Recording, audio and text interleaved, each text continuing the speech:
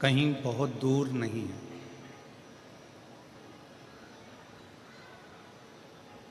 भगवान शिव जो हमारी श्वास है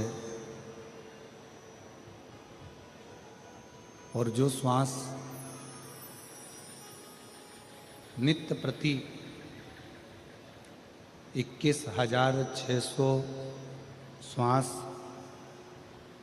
जो प्रतिदिन इस मानव के शरीर से निकल रही है, प्रतिदिन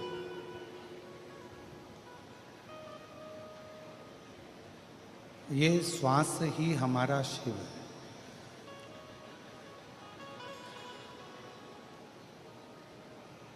और जिसने मानव शरीर में निकलने वाली श्वासों को, ग्रहण करने वाली श्वासों को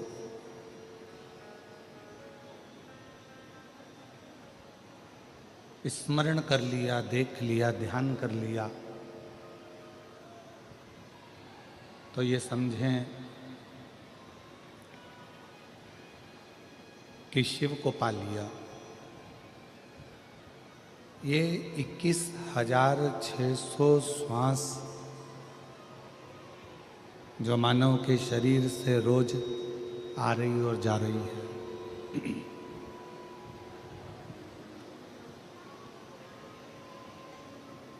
ये 21,600 श्वास शिव का एक अंश है। जैसे श्वास निकल जाने के बाद में, श्वास समाप्त हो जाने के बाद में शरीर नहीं रहता, केवल एक शव बन जाता है।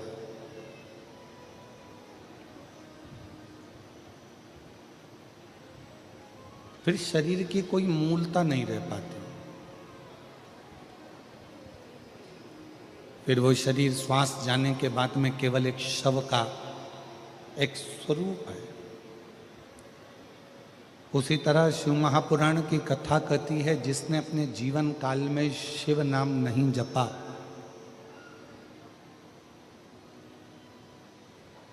जिसने अपने जीवन काल में शिव नाम नहीं लिया, शिव का स्मरण नहीं किया, शिव की अविरल भक्ति को धारण नहीं करा, भगवान शंकर का नाम नहीं लिया, शिव नाम का स्मरण नहीं किया, वो भी एक शव की तरह।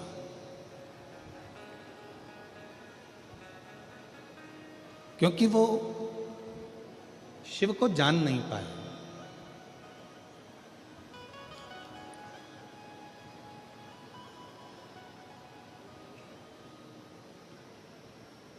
एक व्यक्ति ने एक प्रश्न किया कि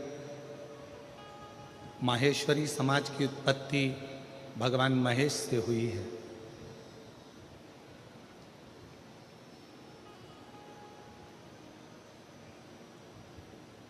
और ये संपूर्ण विश्व की उत्पत्ति किससे हुई? तो हमारा निवेदन है इस व्यासपीठ के माध्यम से, केवल माहेश्वरी समाज की ही उत्पत्ति शिव से नहीं, भगवान महेश से नहीं, बल्कि जितना भी ब्रह्मांड की रचना आप देख रहे हो, ये सब भगवान महेश की ही रचना है, भगवान शिव की ही रचना है।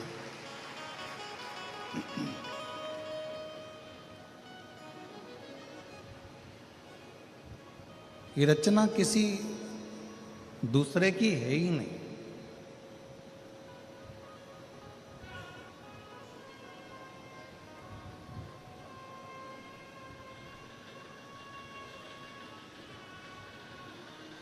भगवान शिव जी की और भगवान ब्रह्मा जी की लड़ाई केवल एक छोटी सी बात थी। भगवान शिव जी ने भगवान ब्रह्मा जी से केवल इतना कहा कि इस सृष्टि की रचना जब आप करें तो थोड़ा सा अहंकार अपने अंदर मत आने देना, डीले कम करो।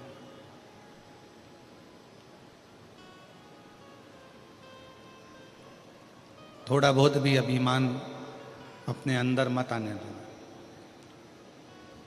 और केवल ब्रह्मा जी से भगवान शिव नहीं कह रहा,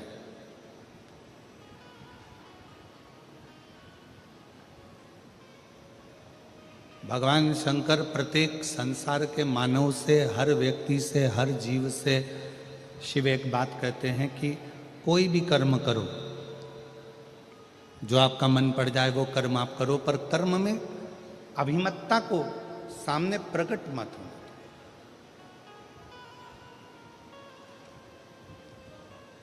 सही जिंदगी जीने के लिए शिव की बंदगी बहुत जरूरी है।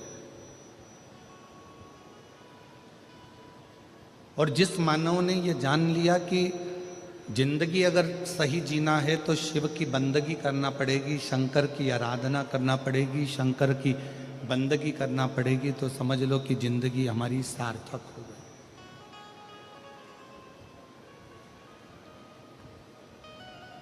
शिव की बंदगी के बिना हमारी ये जिंदगी ठीक नहीं हो सकती। मेरी जीजियों, मेरे जीजाओं, मेरी बेटियों, बेटाओं, मेरी माताओं, मेरे भाई, मेरे बुजुर्ग माता पिता तुल्य जितने भी विराजमान हैं, हैदराबाद की इस पवित्र कथा के प्रांगण में से कथा सुन रहे हैं या आस्था चैनल पर, फेसबुक, यूट्यूब पर, आप जिस तेलंगाना की इस भूमि से कथा को, तत्व को ग्रहण कर रहे हैं, वो अपने जीवन में उतारना कि सही जिंदगी बनाने के लिए शिव की बंदगी बहुत जरूरी है।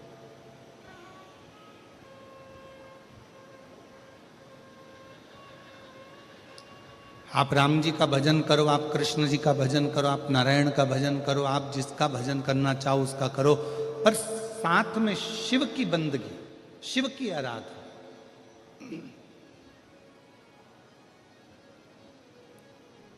भगवान शंकर का स्मरण हमें जीवन में एक सुख देता है, जिंदगी में जीने की एक नई ऊर्जा प्रदान करता है।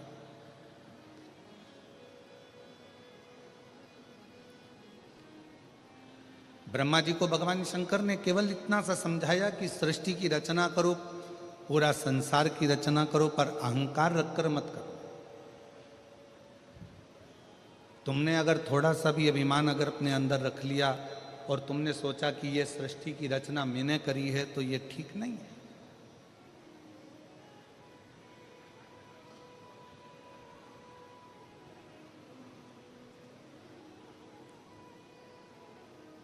जैसे ब्रजगोपाल जी भूतड़ा जी ने अपने शब्दों में एक बात कही कि गुरु जी, ये इतना विशालतम जो कथा हो रही है, ये कथा कोई मैं नहीं करा रहा हूँ, ये कथा कराने वाले तो हमारे देव अधिदेव महादेव भगवान महेश, भगवान शिव और हमारे पूर्वज हैं।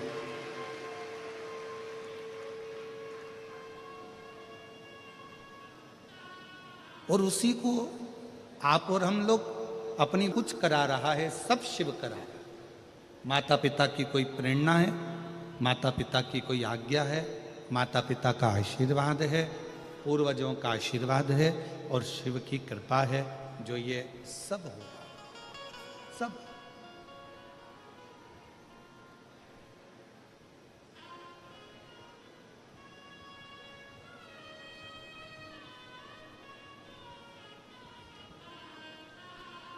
और ब्रजगोपाल जी, हम कहें अपनी भाषा में कि हमारे हिसाब से साउथ की, दक्षिण की ये सबसे बड़ी कथा है बाबा देवाधिदेव महादेव की ये कथा, जिसमें इतने 1, 2, 3 पंडाल, पीछे के पंडाल, साइड में और भी शिव भक्त। और कल आपने रात को 2 से 3 बजे तक आप यहाँ खड़े रहकर और भी व्यवस्थाएं जो करवा कर गए हैं, उसके लिए आपको साधुवाद है, शिव की कृपा। ये शिव की उदारता है।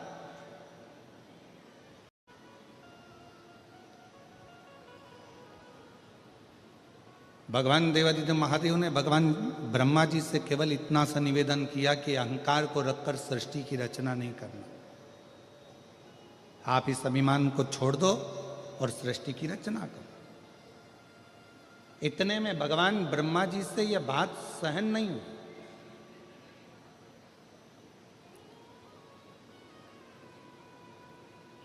आज के ज़माने में अगर किसी को समझाया जाए ना तो दुनिया के लोग समझते हैं कि ये हमको ही क्यों समझा रहा। एक बहू अगर सासू जी से कह दे कि माँ अब तुम्हारा बुढ़ापा आ गया है, शरीर काम नहीं कर रहा है, शरीर में रोग आ गया है, भगवान का भजन करा करो, फालतू की बात मत करा करो, तो सांस रूठ जाती है। तो यही चाहती है कि मैं मर जाऊं। हालांकि बहू ऐसा नहीं कर रही, बहू तो इतनी सी बात कर रही है कि मम्मी अब ये सब लौकिक बातें, सब व्यर्थ की बातें, ये सब व्यर्थ चीजें तो तुम छोड़ो।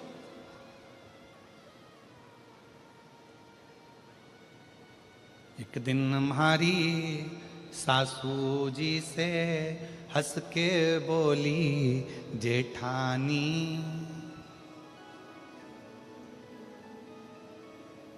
और राम नाम को सुमिरन कर लो, 2 दिन की है जिंदगानी।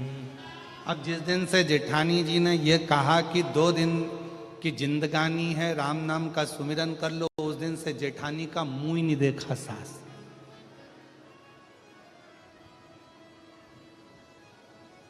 ये गलत चाहती है, ये गलत सोच रही है, गलत विचार कर रही है। ये चाहती है कि मेरे प्राण छूट जाए, मैं मर जाऊं। ना ना ना,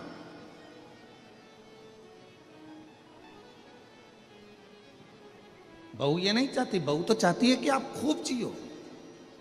बस इतना सा निवेदन है कि संसार की लौकिक बातों को छोड़कर, संसार की बातों का स्मरण ना करते हुए भगवान देवादिदेव महादेव की बात का स्मरण करें।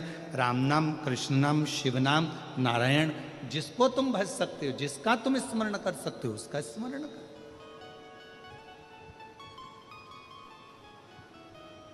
और वही की वही जो एक बहू सास से कहती है, वही की वही भगवान शंकर ने भगवान ब्रह्मा जी से कहा कि सृष्टि बनाओ, पर ये अहंकार रखकर सृष्टि का निर्माण नहीं कर रहे हैं। तुम्हें अभिमतता से दूर रहकर शिव कह रहे हैं कि सृष्टि का निर्माण करो।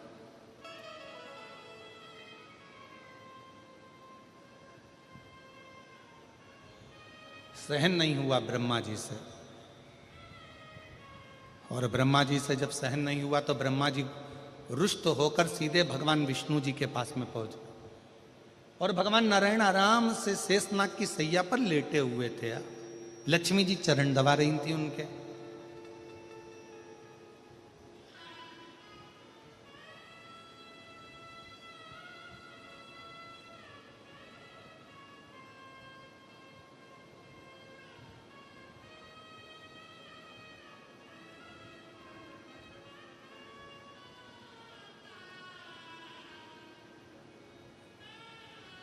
पहुंच गए ब्रह्मा जी। लक्ष्मी जी की दृष्टि पड़ गई भगवान ब्रह्मदेव के ऊपर। देखा ब्रह्मा जी आए हैं। लक्ष्मी नारायण के चरणों को छोड़कर हाथ जोड़कर प्रणाम किया और नारायण को प्रणाम कर कर कहा, ब्रह्मदेव आए हैं, ब्रह्मा जी आए हैं।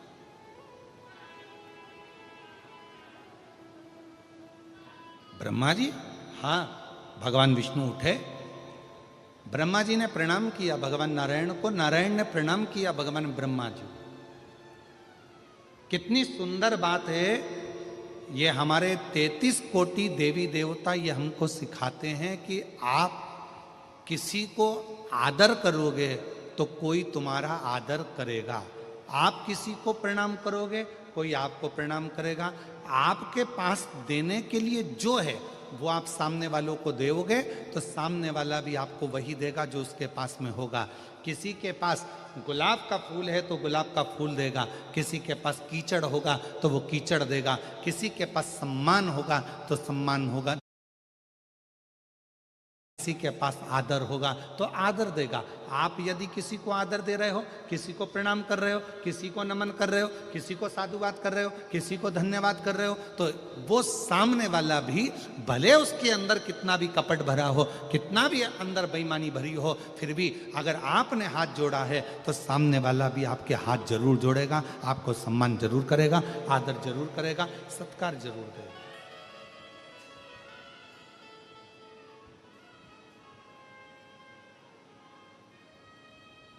आपके पास देने के लिए क्या है, ये आपके ऊपर निर्भर करता है।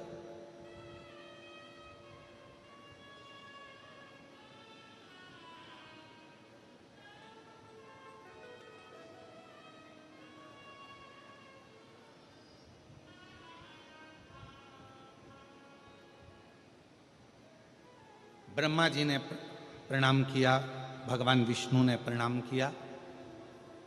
भगवान नारायण ने पूछ लिया ब्रह्मा जी से कि किस कारण से आपका आगमन हुआ है, क्यों आए हो, क्या हो गया, किस लिए आना हुआ।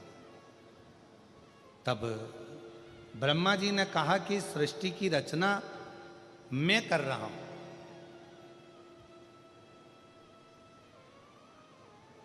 सृष्टि की रचना मैं कर रहा हूं। भगवान विष्णु समझ गए जहां पर मैं का संबोधन आ जाता है, जहां पर मैं का संबोधन लग जाता है, और यहां मेरा कुछ भी नहीं होना चाहिए। कथा करवाने वाला शिव, कथा वाचने वाला शिव, और कथा सुनने वाला भी शिव।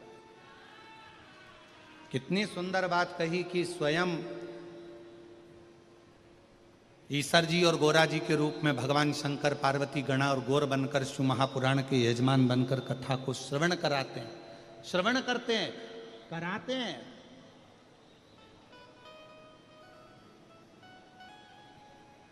स्वयं शिव।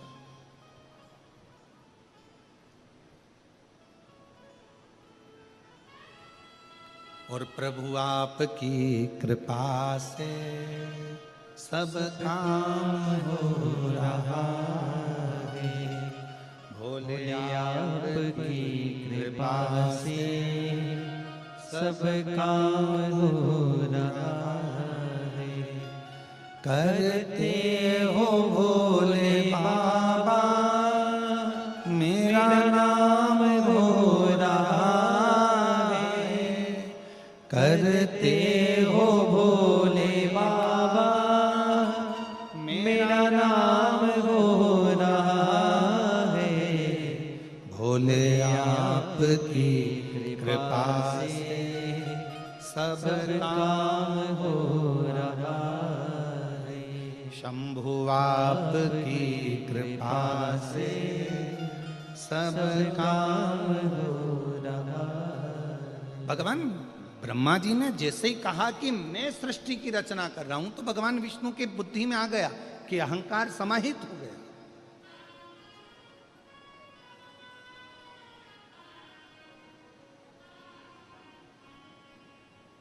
एक पंखे में 3 पंखड़ियां होती हैं। अब आजकल का फैशन हो गया तो 4 पंखड़ी का भी पंखा हो गया, पर शुरू से बचपन से अगर आपने देखा होगा तो कितनी पंखड़ी का पंखा होता है, जम के बोलो जरा, 3 का। और 3 पंखड़ी का ही पंखा घूमता रहता है, तो पंखड़ियां घूमती रहती है, घूमती रहती है, घूमती रहती है। कभी विचार करा कि 3 पंखड़ी का ही पंखा क्यों हुआ, ये 3 पंखड़ियां ही क्यों घुमाई जाती है? तो कहा बचपन, जवानी, अधेड़ी और बुढ़ापा, ये 4 जिंदगी की पंखड़ियां हैं, पर इसमें ये 3 पंखड़ी जो है ये ही घूमती हैं। बचपन खूब घूमता है, जवानी खूब घूमती है, और अधेड़ी घूमती है। चौथे नंबर की जो पंखड़ी है ना, वो तो लटकी की लटकी रहती है, क्योंकि उसको मालूम है अपना घूमने का समय नहीं, अपना तो ठहरने का समय है और जिंदगी को साधने का समय। एक बचपन की जिंदगी ऐसी होती है, चलो बैग उठाओ, स्कूल जाओ, घर आए, वापस ट्यूशन जाओ, चलो कोचिंग जाओ, यहाँ आए वहाँ आए, चलो रोटी खाओ, भोजन करो, ये करो वो करो। और माँ अपने बच्चे को, माता पिता अपने बच्चे को दिन भर घुमाता रहते हैं। बचपन पूरा खत्म हो जाता है, जवानी आती है, फिर दिन भर घूमना फिरना, ये काम वो काम, और कमाना करना।